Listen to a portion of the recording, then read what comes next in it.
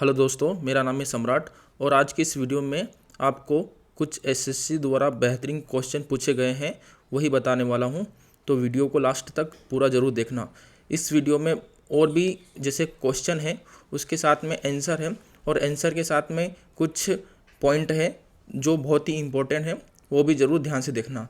जैसे कि यहाँ पहले क्वेश्चन में बोला गया है कि जो श्री फोर्ट है, ठीक है, न्यू दिल्ली में, वो किसके शासनकाल के द्वारा, मतलब किसका शासनकाल चल रहा था, तो उसमें ये कंस्ट्रक्ट किया गया था, बनाया गया था।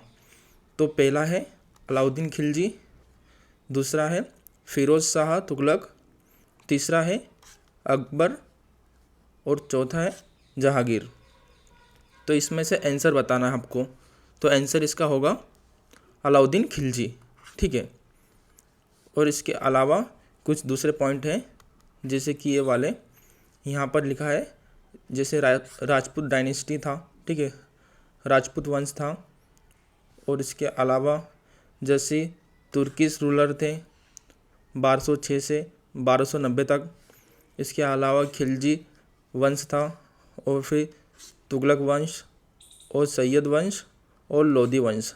तो इनके कई बार क्या होता है कि जो शासन काल होते हैं वो भी पूछ लिए जाते हैं, ठीक है ना।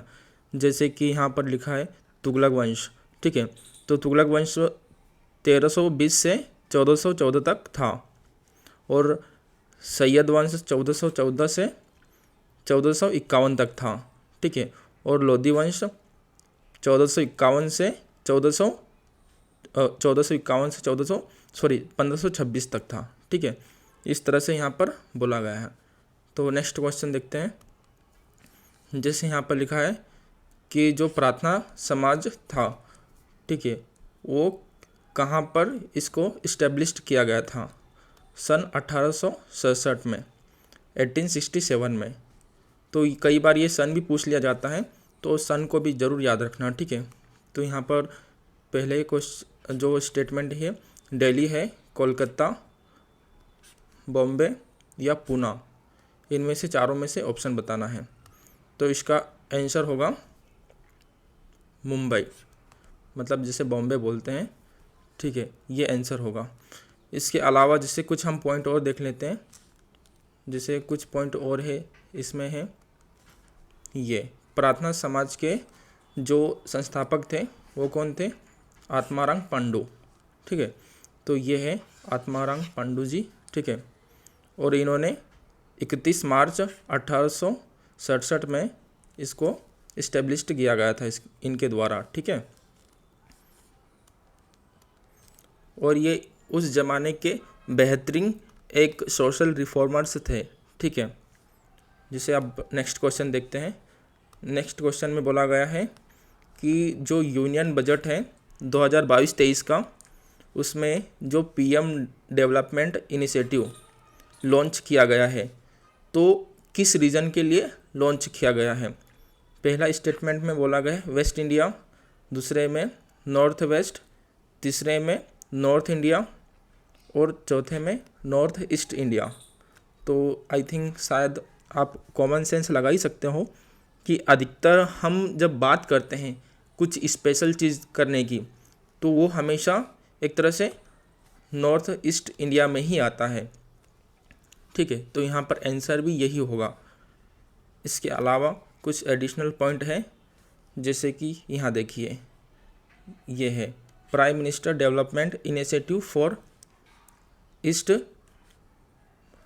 इस तरह से नॉर्थ ईस्ट इंडिया के लिए यहाँ पर जो एक तरह से स्कीम है, इनिशिएटिव है, ये लॉन्च किया गया है। और इसके लिए जो अलोकेशन है ये 1500 करोड़ का है, ठीक है। और इसके किसके द्वारा लॉन्च किया गया है? 2022-23 के जो बजट था उसमें निर्मला सीतारमण जो हमारे फाइनेंस मिनिस्टर हैं उनके द्वारा लॉन्च किया गया है। और ये आप देख ही सकते हो, ठीक है, नॉर्थ ईस्ट इंडिया का मैप, जैसे कि अरुणाचल प्रदेश, नागालैंड, मणिपुर, ठीक है। इसको एक बार निहार लेना। बाकी आगे बढ़ते हैं।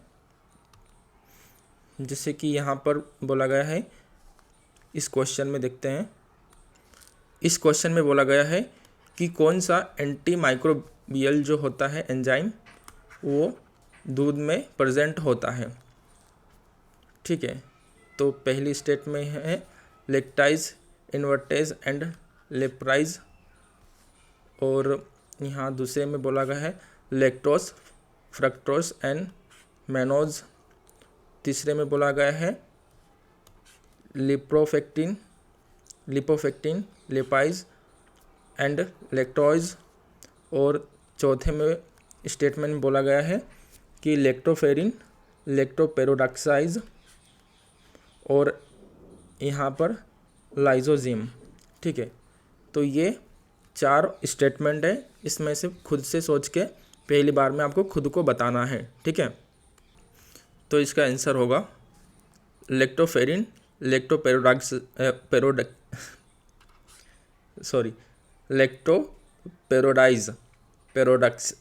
सॉरी, जो कुछ कभी बार क्या होता है कि प्रोनाउंसिएशन थोड़ा इनकी अलग होती है, इसको बोलते हैं लैक्टोपेरोडक्साइज।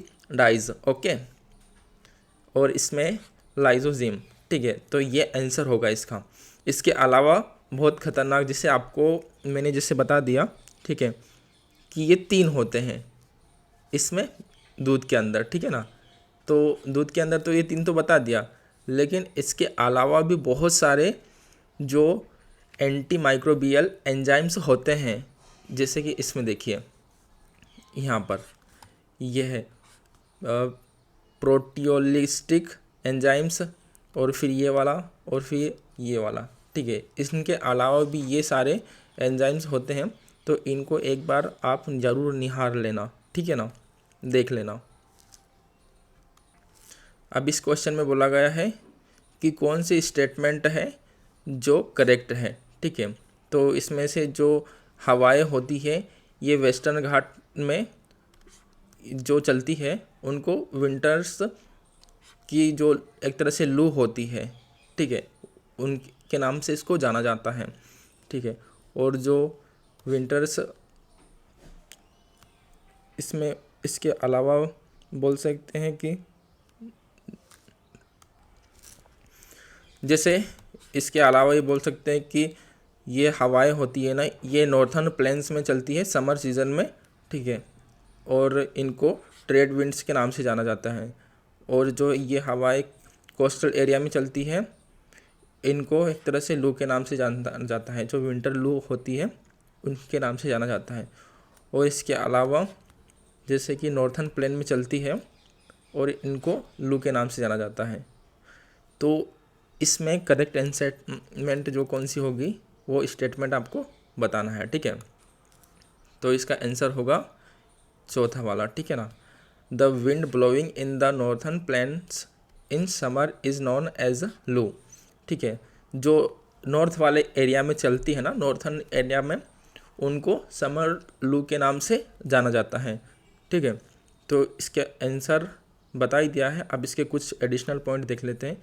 जैसे कि देखिए ये है, इस वाले एरिया में ये चलती है। ठीक है ना, ये होता है नॉर्थर्न लू।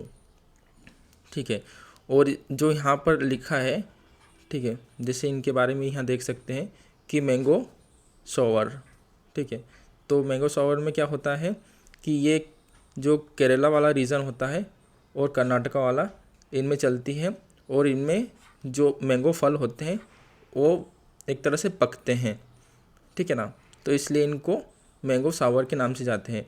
और जो इस वाले एरिया में क्या होता है कि ब्लॉसम शावर में क्या होता है कि ये भी केरला वाला रीजन में ही चलता है, लेकिन इसमें क्या होते हैं, जो फूल होते हैं वो एक तरह से फूलते हैं। ठीक है, खिलते हैं, तो इनको ब्लॉसम शावर बोलते हैं। तो ये जो एक तरह से पॉइंट दिखा रहा हूँ, मैं आपको बता रहा हूँ, ठीक है, जो बहुत ही इम्पोर्टेंट है, ये भी इन फ्यूचर एग्ज़ाम में पूछे जा सकते हैं। ठीक है ना, तो इनको भी आप ज़रूर ध्यान से सुनिएगा, देखिएगा। ठीक है ना, और इसमें देखिए जैसे कि ये नॉर्थ वेस्टर्न वाले एरिया में, जैसे कि इसको ये ब्रोडोइसिला होती है, ये कालबाई साखी होती है, कालबाई साखी होती है। ठीक है, इस वाले एरिया में भी देख सकते हैं और इस वाले एरिया में भी देख सकते हैं की जो चलती है, जो टी के लिए, जूट के लिए असम में एक तरफ से स्टॉर्म चलते हैं ना, उनके नाम से इसको जाना जाता है। तो ये स्टेटमेंट भी देख लिएगा, तो इसमें आपको पता चल जाएगा। और जो लू होती है, तो लू का तो मैंने आपको पहले ही बता दिया कि नॉर्थन वाले एरिया में जो हवाएं चलती है, ये winds blowing in the northern plains from Punjab to Bihar with higher intensity between Delhi and Patna. ठीक है, तो इस तरह से यहाँ से ये होता है। अब इस क्वेश्चन में बोला गया है कि national commission for women establish किया गया था इंडिया में कौन से सन में इस्टेब्लिश किया गया था। तो इसमें पहले में है 1992, 1991, 1993, 1994। ठीक है, तो इसका करेक्ट आंसर बताना आपको। तो इसका करेक्ट आंसर होगा 1992। ओके, इसके अलावा कुछ एडिशन पॉइंट देख लेते हैं, जैसे कि नेशनल कमीशन फॉर वुमेन ये 1992 में बनाया गया था। ठीक है, और इसके अलावा ये स्टैट्यूटरी जो बॉडी होती है एक तरीके से ये होती है, और ये प्रिवेंट करती है प्रोटेक्टिंग और promoting safeguarding interest of rights of women. जो महिलाओं के राइट्स होते हैं उनको प्रोटेक्ट करती है, उनको प्रमोट करती है, उनको सेफ फील करवाती है। ठीक है, इस तरह से यहाँ पर बोला गया है। इसके अलावा ये जो नेशनल वुमेन एक्ट है, national commission for women act है, ये 1990 का है। ये भी कई बार पूछ लिया जाता है, ठीक है ना। और जो इसकी मिनिस्ट्री होती है, the ministry of women and child development of the government of India, ये इसकी मिनिस्ट्री होती है, नोडल मिनिस्ट्री। ठीक है, और इसके अलावा बोल सकते हैं कि जिसके जो ऑल एस्पेक्ट होते हैं, ऑल पहलू होते हैं, सारी पहलू, तो वो जो वुमेन को डेवलपमेंट करने के लिए और उनके एम्पावरमेंट करने के लिए बात करते हैं। ठीक है, और बता दिया जैसे कि जनवरी 31 को 1992 में इसको बनाया गया था। ठीक है ना। और जो फर्स्ट कमीशन इस्टेब्लिश किया गया था वो जयंती पटनायक जो पटनायक सर्विंग कैंपेन थी, और इसमें जो इसकी फर्स्ट वुमेन मेंबर थी, ठीक है, वो थी IAS आलोक रावत थी। ठीक है ना। और अभी जो प्रेजेंट है, प्रेजेंट में इसके चेयरपर्सन कौन है, ये है रेखा शर्मा। ठीक है ना। और जिन्होंने ललिता कुमार मंगलम को एक तरह से सक्सेस किया था। ठीक है, ये भी कुछ पॉइंट देख लेते हैं। और इसके अलावा नेक्स्ट क्वेश्चन देखते हैं। जैसे नेक्स्ट क्वेश्चन में बोला गया है कि जो हमारा ब्रेन होता है, ठीक है, वो ब्रेन किस पे डिपेंड करता है, कौन से फूड पे डिपेंड करता है। एक तरह से यहाँ पर ये बोला गया है, only fat, glucose and amino acids, fat and proteins, only glucose. तो इसमें से आपको करेक्ट स्टेटमेंट बताना है। ठीक है, तो इसका आंसर होगा ओनली ग्लूकोज, ये आंसर होगा। ओके, और इसके अलावा कुछ एडिशनल पॉइंट देख लेते हैं। जैसे कि देखिए यहाँ पर लिखा गया है कि जो ग्लूकोज होता है वो प्राइमरी सोर्स होता है ब्रेन का। ठीक है ना। और इसके अलावा जो एक तरह से ये यूज्ड होता है फ्यूल बाय टिश्यू सेल्स। ठीक है, और ब्लड स्ट्रीम को, और ये बॉडी में पूरी में चलता है। ठीक है, शुगर को एक तरह से ट्रांसपोर्ट करता है। ओके, और ये जो vitamin C promotes general brain health and aids in preventing damage to brain cells. मतलब कि एक तरह से विटामिन जो सी होता है वो जो ब्रेन की जो सेल्स होती है उनको डैमेज होने से प्रोटेक्ट करता है। और यहाँ तक कि एक स्टडी में ये भी पाया गया है कि जो विटामिन सी है वो हेल्प करता है अल्जाइमर को ख़त्म करने में। ठीक है, यहाँ पर ये वाला पॉइंट है। ओके, और इसके अलावा जो ग्लूकोज होता है उसका जो फार्मूला होता है C6H12O6 होता है। ठीक है ना। और it is the main free sugar present in higher animals blood and can be found in fruits and Honey.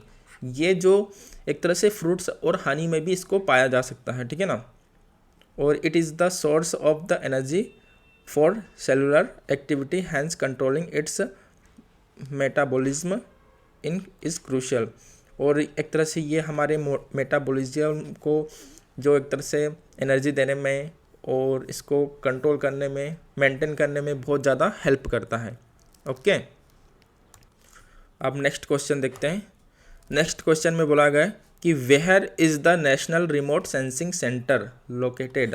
Okay, तो आपको अधिकतर तो जो बच्चे होते हैं उनको डाउट रहता है दिल्ली या मुंबई में, ठीक है। तो मैं आपको फॉर योर काइंड इन्फॉर्मेशन मैं आपको बता दूं कि इसमें से दिल्ली और मुंबई नहीं होगा, पर फिर भी आप अपने हिसाब से बताइए, ठीक है। और इसमें होगा हैदराबाद, मुंबई, पुणे, दिल्ली, चारों में से कौन सा करेक्ट है ये आपको बताना है। तो इसका आंसर होगा हैदराबाद। ओके, अब ये हैदराबाद इतना क्यों इम्पोर्टेंट है, अब ये देखिए इस वाले नेक्स्ट स्टेटमेंट में जिस तरह से पॉइंट वन में, ठीक है। देखिए, जो इसरो होता है, इंडियन स्पेस रिसर्च ऑर्गेनाइजेशन, ठीक है, इसका मेन सेंटर होता है कौन, ये होता है नेशनल रिमोट सेंसिंग सेंटर, ठीक है। ये मेन सेंटर है, ये कहाँ पर है, हैदराबाद तेलंगाना के अंदर, ठीक है। इसके अलावा ये क्या करता है कि जो एरियल व्यूज़ होता है, सैटेलाइट के जो सोर्स होते हैं उनके द्वारा ये डाटा कलेक्ट करता है, ठीक है। और इसके अलावा जैसे कि मैं आपको बता दूं, इसको 1974 में इसको फाउंड किया गया था, ठीक है ना। और ये एक तरह से रजिस्टर है social society under the department of science and technology with the purpose of carrying out and supporting remote sensing activity through out the nation. पूरे देश में जो एक तरह से एक्टिविटी होती है स्पेस में, साइंस में, टेक्नोलॉजी में, ठीक है ना, उनको सबको ये एक तरह से मेंटेन करके रखता है, सपोर्ट करके रखता है, मैनेज करके रखता है। ओके, और इसके जो डायरेक्टर हैं, ठीक है, वो हैं प्रकाश चौहान। सॉरी, माफ़ कीजिएगा, यहाँ पर ये 2 बार आ गया, इसको सही कर दिया जाएगा बाद में, ठीक है। ये तो हमने जान लिया नेशनल रिमोट सेंसिंग सेंटर के बारे में। अब थोड़ा बहुत हम इसरो के बारे में जान लेते हैं। जैसे कि देखिए, यहाँ पर इसरो को कब बनाया गया था, ये है 15 अगस्त 1969 में। ओके, और इसके जो फाउंडर कौन थे, विक्रम साराभाई। ओके, और इसके जो अभी ऑफिस होल्डर कौन है, चेयरपर्सन एक तरह से, ये है एस सोमनाथ, ठीक है। और अभी तो आपको पता ही होगा कि जो हमारा चंद्रयान 3 है, ठीक है, वो गया है और एस्टिमेट है उसका कि 23 अगस्त तक वो चांद पे पहुंच जाएगा। तो देखो, ये सारे काम कौन कर रहा है, ये इसरो ही तो कर रहा है। ये एक तरह से इनसे सीखा जा सकता है यार कि ये कम बजट के में भी मतलब कितने बड़े बड़े काम कर सकते हैं। देश विदेश के जो सैटेलाइट होते हैं वो एक साथ में 100 50 सैटेलाइट एक साथ में छोड़ देते हैं, रात दिन मेहनत करते हैं। जो हमारे APJ अब्दुल कलाम थे, ठीक है ना, उन्होंने भी एक तरह से, ये एक छोटा मोटा सेंटर था उस ज़माने में, ठीक है, उन्होंने भी कितना ज़्यादा मेहनत करी है, ठीक है ना। और आज उनको सब मिसाइल मैन के नाम से जानते हैं। तो ये क्यों हुआ है, ये इसलिए हुआ है कि उन्होंने एक तरह से कंसिस्टेंसी बना के रखी और अपना जो गोल है, ठीक है, जो टारगेट है, जो लक्ष्य लाइफ में, उसको उन्होंने प्यार किया है और उसको हमेशा अचीवमेंट करने की कोशिश करी है। तो आप भी भविष्य में कुछ भी बनना चाहते हो तो ज़्यादा से ज़्यादा मेहनत कीजिएगा और सारी समस्याएं जो आती है उनको ख़त्म कीजिएगा, ठीक है ना।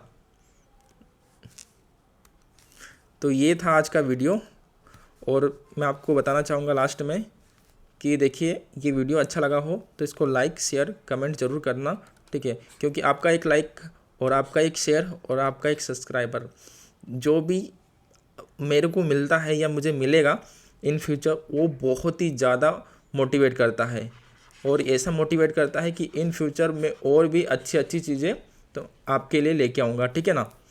तो thank you so much for watching this amazing video. मेरे लिए तो अमेजिंग है, आई डोंट नो कि आपके लिए अमेजिंग है या नहीं, कमेंट में ज़रूर बताना, ठीक है ना। और ये मेरा जो प्रयास है ये कहीं ना कहीं 1 या 2 की लाइफ में तो ज़रूर इम्प्रूवमेंट करेगा, मुझे ये तो ज़रूर पता है। Thank you again, thank you so much for watching this video.